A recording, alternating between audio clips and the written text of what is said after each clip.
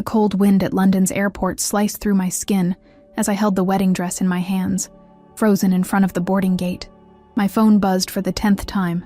Another unread message from Jackson. "I'm sorry," the first read. The second, "You need to go on without me." 3 hours earlier, we were exchanging rings. Now, I'm alone with a one-way ticket to Mauritius and a bouquet of flowers wilting at my feet. The airline clerk looks at me with pity, waiting for a decision I'm not even sure about myself. Between the messages, I find a weird code that makes no sense. Just a typical typo, I thought at the time. Little did I know that those random letters and numbers would be the first piece of a much bigger puzzle that would change my life forever. Subscribe to the channel and leave your like to get access to more stories like this. On my laptop screen, photos of other women keep popping up. Willow Stevens, dumped 2 years ago in Singapore. Sarah Chen, left behind in Dubai. All with stories eerily similar to mine. Brides abandoned at international airports by men who seemed too perfect. I spend the whole night scouring social media and online forums. The pattern is undeniable. Charming men, intense relationships, quick weddings followed by inexplicable abandonments. My stomach churns when I come across an old photo. The man next to Willow isn't Jackson, but he has the same smile, the same tilt of his head. The caption says, "Carter." My cryptographer's mind starts working. I note every detail, every date, every location. I build a timeline that sends shivers down my spine. Jackson, or Carter, or whatever his name really is, follows a precise pattern. The cities are never chosen by chance. There's something bigger going on. A private message flashes on the screen. It's Willow. "You're not the first, and you won't be the last, but you might be the one to put an end to this." Along with the message comes an encrypted file. My hands tremble as I try to decode it. Before I can open the file, another notification pops up. An anonymous email with one line. "Mauritius isn't just a honeymoon destination. Go. He'll be there." I look at my ticket still lying on the table. The decision that seemed impossible just a few hours ago is now crystal clear. I'm not going to Mauritius to grieve a failed wedding. I'm going to find out who the man I married really is. The heat in Mauritius hits me like a wave as I get off the plane. The tropical paradise almost mocks my situation. Happy couples holding hands everywhere, passionate smiles, an air full of romance. I head alone to the hotel that Jackson booked, the same place that was supposed to be our love nest. At the reception, a surprise. The reservation wasn't canceled. A presidential suite with an ocean view, all prepaid. The receptionist smiles and mentions that Mr. Carter left an envelope for me. My heart races. Carter, the name from Willow's photo. The envelope contains only a card from a local cafe and a handwritten time, 3:00 p.m. I check my watch. 2 hours to go. Enough time for a shower and to calm my nerves. But when I enter the room, I realize I'm not alone. An elegant woman is sitting on the balcony. Summer. I recognize her face from my research. She stands up with natural grace. "So we finally meet, Kennedy. I've been waiting for you." Before I can call security, she raises her hands in a peaceful gesture. "I know everything about Jackson, or Carter, whichever you prefer. I know why he left you. And more importantly, I know that you're the only one who can help expose the truth." Summer tells me about an international corruption network, about her father being blackmailed, about a man named Hunter who manipulates agents like chess pieces. Jackson, she explains, is just another piece on the board. "Why should I believe you?" I ask, still suspicious. She pulls a USB stick from her pocket. "Because I've got proof of everything. And because, like you, I also lost someone to Hunter. My dad isn't the villain in this story. He's just another victim." The clock shows 2:30 p.m. Summer heads for the door. "At the cafe, you'll meet Hunter. He'll try to manipulate you, make you doubt everything I've said. But remember, the answers are closer than you think. Sometimes right under your nose. Or should I say, under your dress?" She leaves me with more questions than answers. I look at my suitcase where the wedding dress is carefully folded. What did she mean by that? Your dress isn't just a dress. Summer's words echo in my mind as I examine every inch of the white fabric. Along the intricate hem, I find something. Tiny embroidered dots forming a pattern. To anyone else, it might seem like a mere decorative detail, but to a cryptographer, it's so much more. It's a binary code turned into embroidery. I start breaking it down, my fingers shaking as I translate each sequence. Their coordinates, dates, and company names. Companies that have been hacked over the past few years. Among them, I recognize one, my old digital security startup that mysteriously went bust 3 years ago. Summer enters the room again, this time with a laptop. I knew you'd figure it out. Jackson chose you for a reason. He knew about your knack for cracking codes, your past. What he didn't expect was to fall for you for real. On the computer screen, documents start opening up. I see emails, bank transfers, all linked to Hunter. He orchestrated your company's bankruptcy, Kennedy. He needed to eliminate anyone who might uncover his money laundering scheme through tech companies. My world spins. The bankruptcy that destroyed my career, that made me doubt my abilities, wasn't a failure. It was sabotage. Why didn't Jackson tell me? Because Hunter keeps him under control with threats. Not just him, but all his agents. Jackson's sister, Autumn? She has no idea she's being watched constantly. That's how Hunter keeps everyone in line. Summer closes the laptop. Now you see why we need you. Jackson left you at the airport to protect you, but he also left clues. He knew you'd be the only one able to piece it all together. I check the clock. 15 minutes until the cafe meeting.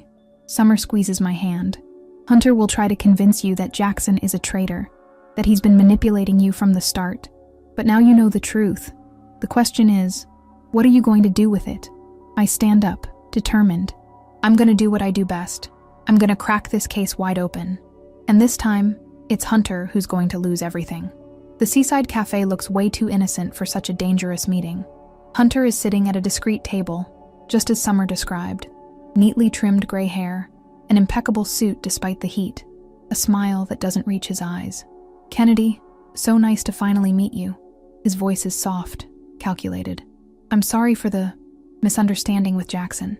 Or should I say, for the little show he put on. I keep my face neutral, remembering Summer's words. Hunter slides a folder across the table. Here's everything you need to know about your husband, his crimes, his lies, the other women. I open the folder. Photos of Jackson with different women, damning documents, bank records. He's an international con man, Hunter continues. He seduces talented women, steals their professional secrets, and then vanishes. You weren't his first. Like Willow Stevens? I ask, watching his reaction. A flash of surprise crosses his face. I see you've done your homework. Yes, just like Miss Stevens. Poor women, all of them. Jackson is very good at what he does. And what exactly do you do, Mr. Hunter? Besides recruiting agents and orchestrating bankruptcies for promising companies? His smile falters for a moment. I'm not sure what you mean. I'm just a man trying to help victims like you. Interesting. So you don't know a thing about a tech company money laundering scheme? Or about watching Autumn? Hunter leans in, his friendly mask dropping. You're sharper than Jackson let on, but also a bit too naive. Do you really think you can prove anything? That anyone would believe a dumped, bitter bride? I've got enough proof on my wedding dress. Every stitch, every code tells a different story about you. He laughs, but his eyes are cold. So Jackson left you some breadcrumbs. Typical of him, always trying to play the hero. But you're missing the bigger picture, Kennedy. You have no idea who you're dealing with. I know exactly who I'm dealing with. A man who controls people through fear, who destroys lives to build his criminal empire. A man who keeps his agents in line by threatening their families. Hunter slowly stands up. You've got two choices, Kennedy. You can catch a flight back home, forget all about this and start over. Or you can keep digging and find out that some holes are too deep to climb out of. There's a third option, I retort, standing up as well. I can finish what Jackson started. I can expose you and your scheme. Jackson is dead, Hunter bursts out, his voice sharp. Car accident this morning. Tragic, right? But you'll be next too. My heart stops, but I keep my cool. I know he's lying. He has to be. You really expect me to believe that? Believe what you want. But consider my offer to walk away. It'd be a shame if something happened to your husband's talented sister. Autumn's a teacher, isn't she? She works with kids. It'd be terrible if... I abruptly stand up. This conversation is over. Not at all, dear. He smiles, slipping back into his cordial mask. It's just getting started. The hotel room starts spinning as I try to process what just happened with Hunter. Riley, the agent Summer said would help me, appears silently at the balcony door. "He's lying about Jackson," she says immediately, as if reading my thoughts. "I just got in touch with him. He's safe, but he can't talk directly." My legs give out and I sit on the bed. How can I be sure? Riley hands me a disposable phone. On the screen, there's a message encoded in the same pattern Jackson used in our word games when we were dating. A little joke that now makes total sense. He was training me. "Hunter made a mistake," Riley continues as she opens her laptop. "He got nervous when you mentioned the dress. He didn't know that Jackson had left the evidence with you. Now he's tracking your every move." "And what about Autumn?" I ask, fear for my sister-in-law tightening my chest. "We already took care of that. She was moved to a safe place even before your meeting with Hunter. Summer's got resources, Kennedy. We're not alone in this." I watch as Riley navigates through different systems, revealing the full extent of Hunter's operation. "We need to move fast. He's going to try and get the dress back tonight." "How do you know?" "Because we already fed him the information that you're planning to leave the country with it tomorrow morning. When cornered, Hunter is predictable. He'll want to settle this face-to-face." Riley pulls up a blueprint of a yacht. "This is where Hunter keeps his most important files. While he's busy chasing you, you and I can hack into the yacht system." "No," I interrupt, an idea forming. "He expects me to run. Let's do the opposite. I'm going to use the dress as bait. Let him lead me to the yacht." Riley hesitates. "That's way too risky. It's our best shot. He won't be able to resist the chance to confront me on his own turf, where he feels in control. Meanwhile, you and Summer can hack into the yacht's systems. Jackson is going to kill me if anything happens to you." "Jackson chose me for a reason," I reply, picking up the dress. "Not just because I'm good with codes, but because he knew I wouldn't give up easily." We spend the next few hours planning every detail. Summer shows up later with surveillance gear and an escape route. Adrenaline pumps through my veins as we go over every step. "Hunter doesn't work alone," warns Summer. "He'll have men on the yacht." "But they're not going to expect a heartbroken, abandoned bride to be a threat," I say, attaching a mini transmitter to the dress. Riley double-checks the final details of our plan. "Once you're on board, we'll have 15 minutes to hack into his systems before security spots us. 15 minutes to make Hunter confess," I finish. "Are you sure about this?" Summer asks one last time. "We can still take another route." I gaze at my wedding dress, now transformed into a weapon. Hunter ruined my company, threatened the family of the man I love, and plays with people's lives like they're chess pieces. It's time for someone to turn his game on him. The sun begins to set in Mauritius. In a few hours, Hunter will learn that he underestimated the wrong bride. The lights on Hunter's yacht shine against the night sky as I climb the gangway. Just as expected, 2 security guards escort me as soon as they spot Hunter on the upper deck. He smiles when he sees me in the wedding dress. "Quite the interesting outfit for a nighttime visit," he remarks, pouring a glass of champagne. "Should I toast your surrender?" "To the truth," I reply, taking the glass but not drinking. Through the mini transmitter, I know Riley and Summer are already positioning themselves. Hunter circles around me, eyeing the dress. "You know, I spent the entire afternoon thinking. Jackson was always too meticulous to leave such obvious clues. Which makes me wonder, what else is this dress hiding? Why not ask him yourself, since it's as alive as both of us?" I say. His smile falters. "Clever. But it doesn't change a thing. Jackson is a problem I deal with later. Now," he steps closer, "I want to know exactly what you found out." "I found out that you're not as smart as you think. Your money laundering schemes leave traces. Every company you ruined, every life you shattered, it's all documented." "Impressive. And where's this evidence?" he asks. I smile as I feel the plan fall into place. "Everywhere," I say out loud, the code word for Riley to start the system hack. For a moment, the yacht's lights flicker. Hunter doesn't notice, too busy studying me. "Do you know why I chose Jackson to recruit you? Because you're brilliant, Kennedy. Your cryptography firm was on the verge of uncovering my network. I couldn't let that happen. So you admit you sabotaged my company? I admit I eliminate threats. And you were one. You still are." He gestures for the guards to come closer. "But I always give choices. Work with me. Your smarts, my resources. We could do something amazing together."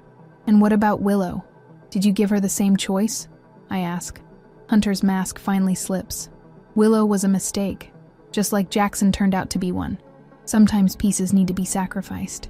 And other times, I say, noticing the green light on my watch indicating that Riley got access.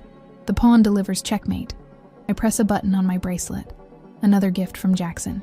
Suddenly, every screen on the yacht lights up, displaying documents, emails, bank transfers. Hunter's voice, explaining his crimes, echoes over the speakers. Our cafe conversation replayed live. Yours. Hunter lunges forward, but stops as sirens wail. Coast Guard boats close in on the yacht. Game over, I announce, as Riley and a team of agents storm the deck. Hunter laughs bitterly. Impressive. But you overlooked one detail. He pulls out a gun. I always have a plan B. A shot rings out in the night, but it misses me. Jackson appears out of nowhere, pushing me aside. Blood stains his shirt. No, I shout, as Riley and the agents subdue Hunter. Jackson smiles weakly in my arms. Sorry for the delay, love. The traffic was a nightmare. Don't talk, I whisper, pressing on his wound. Don't you dare leave me again. Never again, he promises, as paramedics rush over. The game is over. I watch Hunter being handcuffed, his empire crumbling with every new piece of evidence flashing on the screens. The nightmare is almost over, but first I need to be sure that Jackson will survive. The hospital corridor echoes with my restless footsteps. It's been 12 hours since Jackson was shot, and each minute feels like an eternity. Summer stays by my side, while Riley coordinates the seizure of Hunter's assets. The doctors say he's going to make a full recovery, Summer assures me, handing me a cup of coffee. The shot didn't hit any vital organs. Finally, the doctor comes with news. Jackson is awake and asking to see me. I enter his room with my heart racing. He looks pale, but his eyes light up when he sees me. You're still wearing the dress, he observes with a weak smile. I didn't exactly have time to change, I reply, taking his hand. You almost died. Was worth it. Hunter's behind bars? The evidence is undeniable. Summer told me you were amazing. Why didn't you tell me everything from the start? Jackson sighs. Hunter had eyes everywhere. If I'd told you, you'd be in immediate danger. I had to give you the tools to figure it out on your own, so you could protect yourself when everything came to light. The dress. You planned all this? I knew only you could crack that code. When I found out Hunter was behind your company's collapse, I realized we had a chance to stop him, but I couldn't risk your life. So you decided to break my heart at the airport? It was the hardest decision of my life. He grips my hand. Every message I sent hurt, but I knew you'd follow the clues. You've always been smarter than all of us. The door opens and Riley enters. Sorry to interrupt, but you need to see this.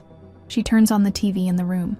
Hunter is being led away in handcuffs, while headlines announce the takedown of one of the biggest financial crime networks of the decade. Over 50 companies implicated, politicians involved, millions in offshore accounts. That's not all, Riley continues. Every company Hunter ruined is now under investigation. Kennedy, there's clear evidence that your company's collapse was fraudulent. The government will reimburse everyone, with interest. Jackson smiles. See? I told you you'd get your revenge. It wasn't revenge I wanted, I say. It was justice. And you got both. Summer chimes in as she enters the room. By the way, I have a proposal for you, Kennedy. I'm starting a new digital security consulting firm. We need someone with your talent. Riley checks her phone. Autumn arrived safely at the airport. She's on her way here. Jackson visibly relaxes at the news about his sister. It's really over, isn't it? Almost, I say, leaning in to kiss him softly. We still have a honeymoon to do. This time, promise you won't ditch me at the airport? He laughs, pulling me close. Never again. Besides, I think we've proven that we're better together than apart. Summer and Riley leave quietly, giving us some privacy. Outside, the Mauritian sun begins to rise, marking the start not just of a new day, but a new life, one where secrets don't have to drive us apart anymore.